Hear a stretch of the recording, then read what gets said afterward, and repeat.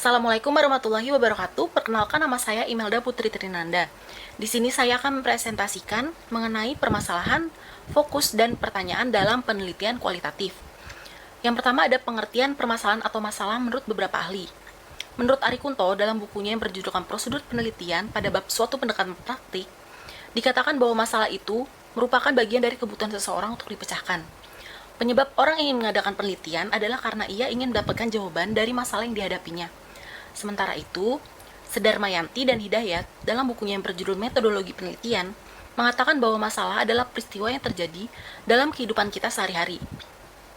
Sedangkan, apa yang disebut dengan permasalahan penelitian adalah suatu pembatasan fokus perhatian pada ruang lingkupnya sampai menimbulkan pertanyaan dalam diri orang-orang yang mencari permasalahan. Kemudian, pendapat lain mengatakan bahwa masalah adalah suatu keadaan yang bersumber dari hubungan antara dua faktor atau lebih yang menghasilkan situasi yang menimbulkan tanda tanya dan dengan sendirinya memerlukan upaya untuk mencari suatu jawaban.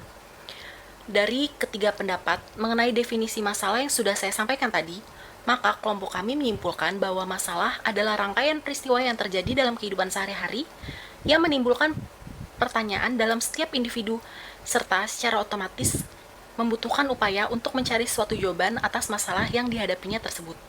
Masalah sendiri merupakan titik tolak terpenting dalam melakukan sebuah penelitian, karena tanpa adanya masalah maka penelitian tidak akan terjadi ataupun berjalan dengan lancar.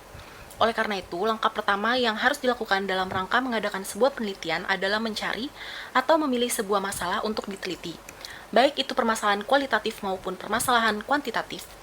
Sepakat bahwa hal pertama kali yang harus dilakukan dalam penelitian adalah menentukan sebuah masalah. Dalam penelitian kualitatif, masalah yang dibawa oleh peneliti dapat dikatakan masih remang-remang, bahkan gelap, kompleks, dan dinamis. Oleh karena itu, masalah dalam penelitian kualitatif masih bersifat sementara, belum pasti dan akan berkembang atau berganti setelah peneliti berada di lapangan. Dalam penelitian kualitatif, akan terjadi 3 kemungkinan terhadap masalah yang dibawa oleh peneliti dalam penelitian. Yang pertama, masalah yang dibawa oleh peneliti tetap, sehingga sejak awal sampai akhir penelitian akan sama. Dengan demikian, judul proposal dan judul laporan penelitiannya pun juga akan sama.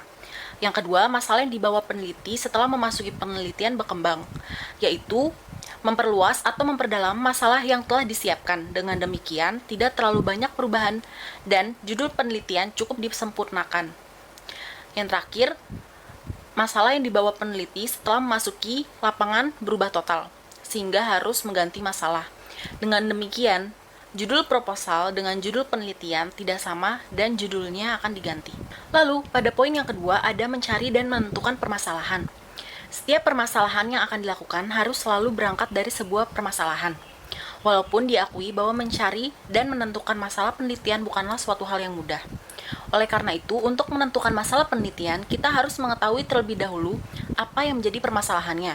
Karena, jika masalah dapat ditemukan, maka pekerjaan peneliti akan segera dapat dilakukan. Sedarmayanti dan Hidayat mengatakan bahwa sumber-sumber masalah penelitian adalah sebagai berikut. Yang pertama, diri sendiri, yaitu mengukur masalah dengan minat, dapat dilaksanakan atau tidak, punya waktu, tenaga, dan dana. Yang kedua, orang lain, yaitu mengukur masalah dengan mudahnya data diperoleh dan perizinan. Izin di sini adalah izin dari pihak yang memiliki masalah maupun pihak yang berwenang akibat pengaturan administrasi. Dan yang terakhir, yang ketiga, yaitu karya ilmiah, yakni mengukur masalah dengan kemanfaatan karya ilmiah tersebut. Sedangkan Faisal Sanafiah menyebutkan beberapa sumber-sumber masalah secara umum. Di antaranya yang pertama, pengalaman di lingkungan pekerjaan atau profesi masing-masing peneliti. Kedua, deduksi dari suatu teori. Ketiga, laporan penelitian. Dan yang keempat, kebijakan-kebijakan yang dikeluarkan oleh suatu instansi, lembaga, atau organisasi. Kemudian di sini secara singkat, Ari Kunto mengemukakan faktor-faktor pendukung yang harus dipenuhi bagi terpilihnya masalah atau judul penelitian. Yaitu yang pertama, penelitian harus sesuai dengan minat sang peneliti. Yang kedua, penelitian dapat dilaksanakan dengan 4 hal sebagai pertimbangannya, yaitu A. Penelitian dapat dilaksanakan atau tidak ditinjau dari diri peneliti. B. Peneliti menguasai dan punya kemampuan untuk memecahkan masalah baik dalam hal teori maupun metodenya. C. Peneliti mempunyai waktu yang cukup sehingga tidak melakukannya dengan asal-asalan. Dan D. Peneliti mempunyai tenaga untuk melaksanakan dalam arti cukup kuat fisiknya untuk merencana, menyusun alat pengumpul data, mengumpulkan data, dan menyusul laporannya. Kemudian memiliki dana yang cukup untuk penelitiannya. Kemudian, pada poin yang ketiga, ada jenis-jenis permasalahan. Permasalahan dalam penelitian sering juga disebut dengan istilah problema atau problematik, yang secara garis besar, peneliti mempermasalahkan fenomena atau gejala atas 3 jenis. Yang pertama, problem untuk mengetahui status dan mendeskripsikan fenomena. Sehubungan dengan jenis permasalahan ini, terjadi penelitian deskriptif, termaksud di dalamnya ada survei, serta ada juga penelitian historis dan filosofis. Yang kedua, problem untuk membandingkan dua fenomena atau lebih yang biasa kita sebut problema komparasi. Dalam penelitian ini, peneliti berusaha mencari persamaan dan perbedaan fenomena. Selanjutnya, mencari arti atau manfaat dari adanya persamaan dan perbedaan yang ada. Yang ketiga, problem untuk mencari hubungan antara dua fenomena atau bisa disebut problema korelasi.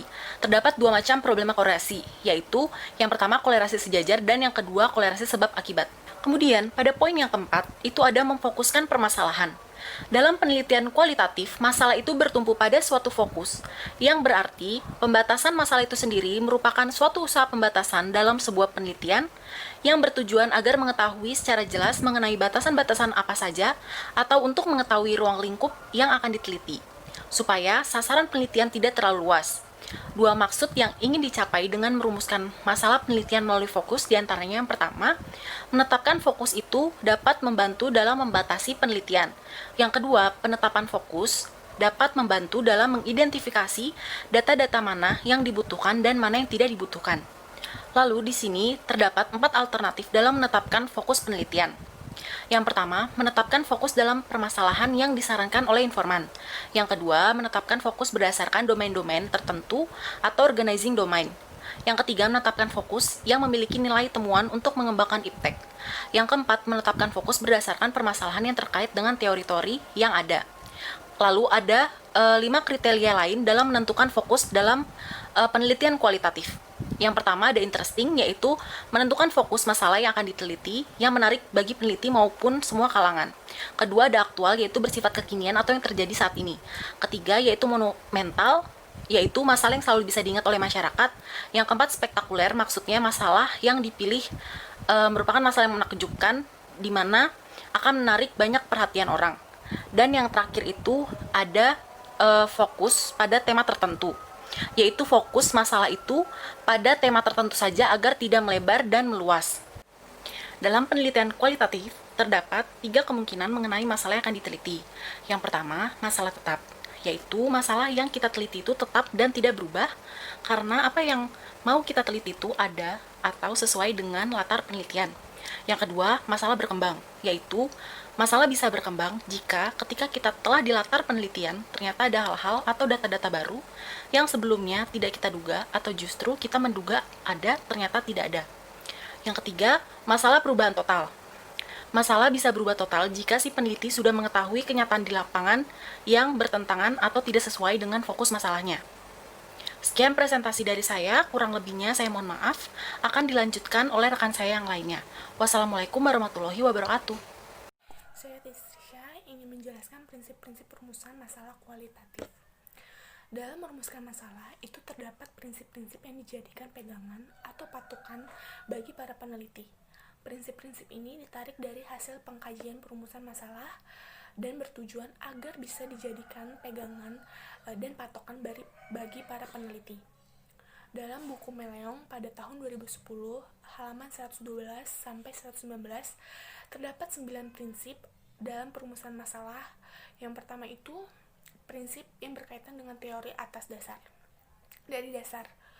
Dalam prinsip ini, peneliti hendaknya menyadari bahwa perumusan masalah dalam penelitiannya itu didasarkan pada upaya menemukan teori dasar-dasar sebagai acuan utama. Dengan demikian, masalah yang sebenarnya itu berada di tengah-tengah kenyataan. Jadi, perumusan masalah ini adalah sekedar arahan, pembimbing, atau acuan pada usaha menemukan masalah yang sebenarnya. Masalah yang sebenarnya akan dapat dirumuskan jika peneliti sudah berada dan bahkan mulai mengumpulkan data. Sedangkan bagi kita, perumusan masalah itu merupakan aplikasi dari asumsi bahwa suatu penelitian itu tidak mungkin dimulai dari sesuatu yang kosong. Yang kedua itu ada prinsip yang berkaitan dengan maksud perumusan masalah.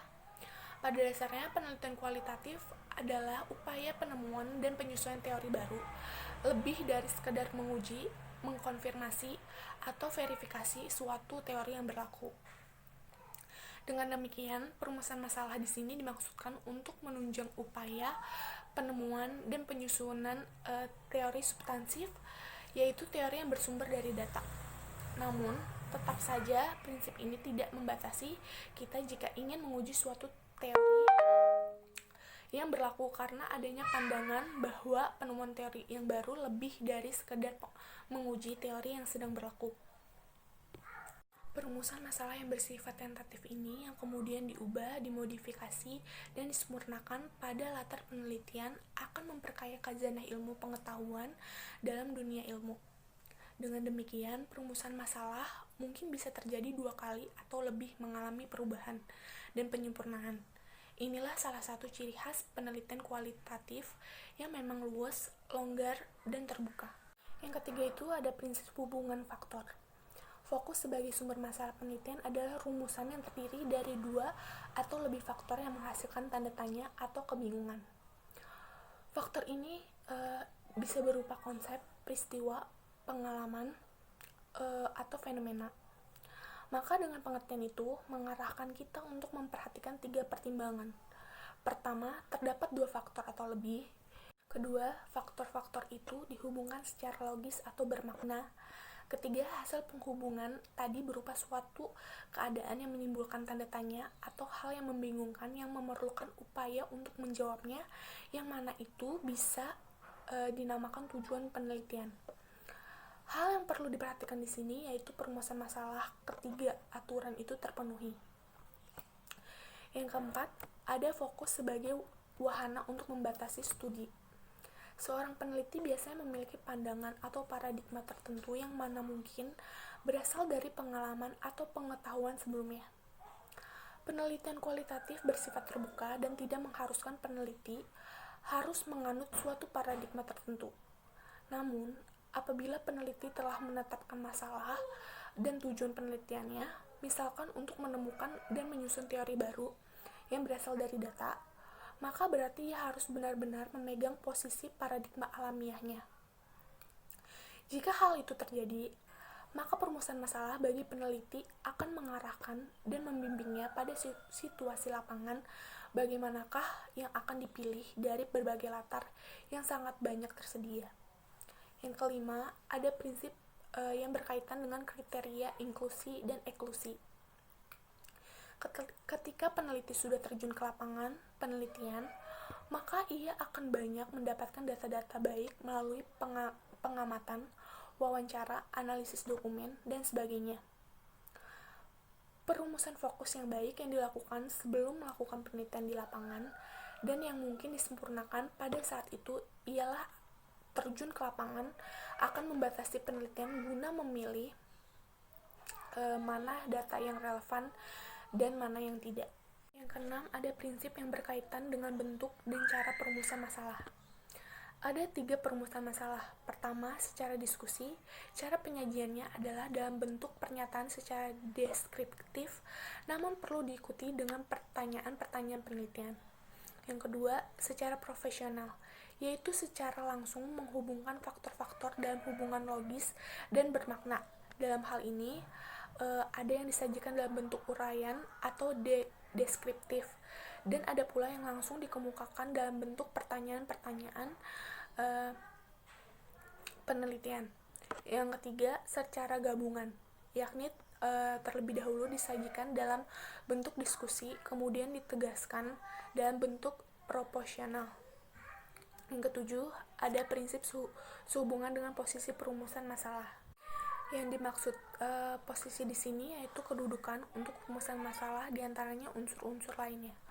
Unsur-unsur lainnya yaitu latar belakang, tujuan, dan acuan teori dan metode penelitian. Prinsip posisi menghendaki agar rumusan masalah latar belakang penelitian didahulukan karena latar belakanglah yang memberikan ancang-ancang dan alasan diadakannya penelitian.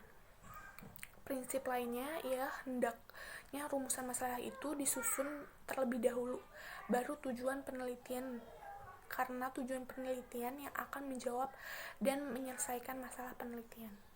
Yang ke-8 ada prinsip yang berhubungan dengan hasil penelaahan kepustakaan.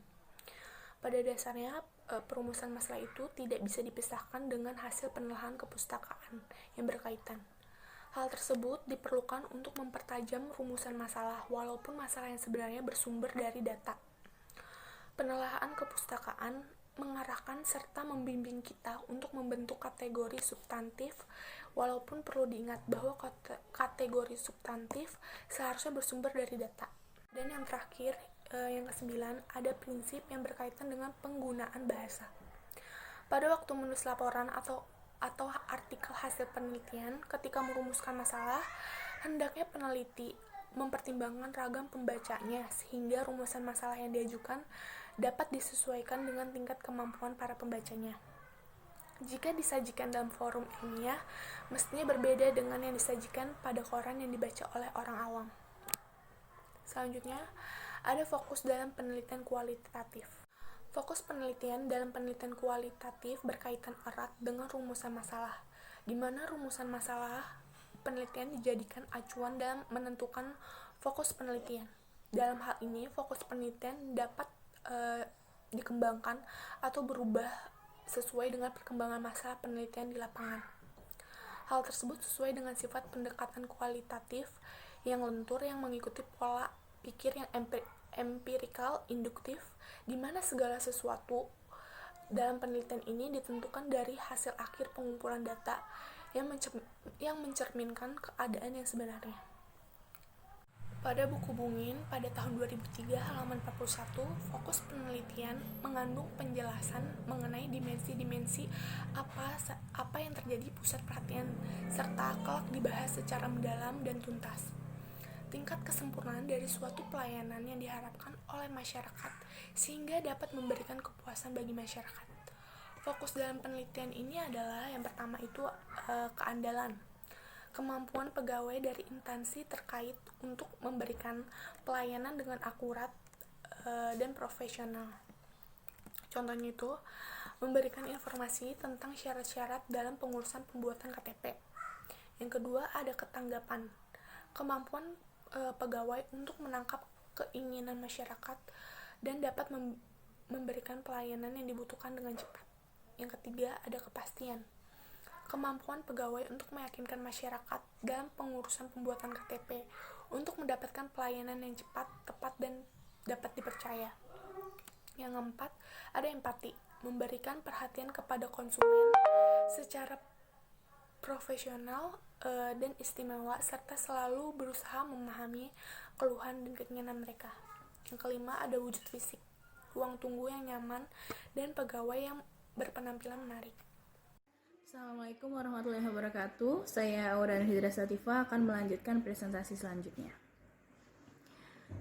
Dalam pandangan penelitian kualitatif, gejala atau fenomena yang terjadi di lapangan bersifat holistik, tidak dapat dipisah-pisahkan antara satu dengan yang lainnya. Sehingga seorang peneliti jenis penelitian ini tidak bisa menetapkan rumusan penelitiannya hanya berdasarkan pada variabel penelitian semata. Pembatasan dalam penelitian kualitatif lebih didasarkan pada tingkat kepentingan, urgensi, viabilitas, masalah yang akan dipecahkan selain juga faktor keterbatasan tenaga, dana, dan waktu. Suatu masalah dikatakan penting apabila masalah tersebut tidak dipecahkan melalui penelitian, maka akan semakin menimbulkan masalah baru. Masalah dikatakan urgent atau mendesak apabila masalah tersebut tidak segera dipecahkan melalui penelitian, maka akan semakin kehilangan berbagai kesempatan untuk mengatasinya. Kemudian masalah dikatakan feasible apabila terdapat berbagai sumber daya untuk memecahkan masalah tersebut. Untuk menilai masalah tersebut penting, urgent, dan feasible, maka perlu dilakukan melalui analisis masalah. Fokus yang sebenarnya adalah penelitian kualitatif diperoleh setelah peneliti melakukan grand tour observation dan grand tour question yang disebut dengan penjelajahan umum. Dari penjelajahan umum ini, peneliti akan memperoleh gambaran umum menyeluruh yang masih pada tahap permukaan tentang situasi sosial. Tujuan utama menurut menentukan fokus penelitian Ahmadi ada dua, yaitu pertama, fokus itu membangun batasan-batasan untuk studi dan fokus menentukan wilayah inquiry. Kedua, fokus itu menentukan kriteria inklusi eksklusi untuk informasi baru yang muncul. Untuk dapat memahami secara lebih luas dan mendalam, pemilihan fokus peneliti dibutuhkan agar mampu memahami secara lebih luas dan mendalam. Menurut Bungin dalam Prastowo 2011-137 mengungkapkan bahwa terdapat 5 kriteria dalam menentukan fokus dalam penelitian kualitatif. Yang pertama itu ada interesting. Artinya, tentukanlah fokus masalah yang akan diteliti yang menarik baik bagi peneliti maupun masyarakat agar bisa menarik semua kalangan. Kemudian yang kedua ada aktual. Maksudnya, fokus masalah yang kita pilih itu bersifat kekinian atau yang terjadi sekarang, agar peneliti bisa memberikan solusi bagi permasalahan yang sedang dihadapinya. Kemudian yang ketiga itu ada monumental, yaitu masalah yang bisa selalu bisa diingat oleh masyarakat, seperti tentang sosial, agama, dan sebagainya. Yang keempat ada spektakuler. Maksudnya, masalah yang dipilih itu masalah yang menakjubkan, yang mana akan menarik perhatian banyak kalangan. Kemudian yang kelima, fokus pada tema tertentu. Fokus masalah ini pada tema tertentu saja tidak melebar. Fokus masalah itu pada tema tertentu saja agar tidak melebar dan meluas sehingga menyulitkan bagi peneliti untuk meneliti tentang apa yang mau diteliti.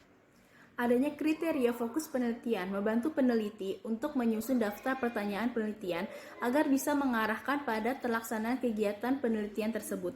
Fokus penelitian dalam sebuah penelitian biasanya terdiri atas beberapa pertanyaan yang diajukan. Jadi dengan penetapan fokus, seorang peneliti dapat membuat keputusan yang tepat tentang data mana yang dikumpulkan dan data mana yang tidak akan dipakai. Baik, selanjutnya poin C, yaitu pertanyaan dalam penelitian kualitatif. Pertanyaan penelitian adalah persoalan yang harus dijawab peneliti pada sebuah proyek penelitian, di mana jawaban dari pertanyaan penelitian akan bisa membantu memecahkan masalah dari penelitian. Dalam penelitian kualitatif, pertanyaan penelitian bertujuan mengidentifikasi seluk-beluk fenomena meliputi apanya dan prosesnya.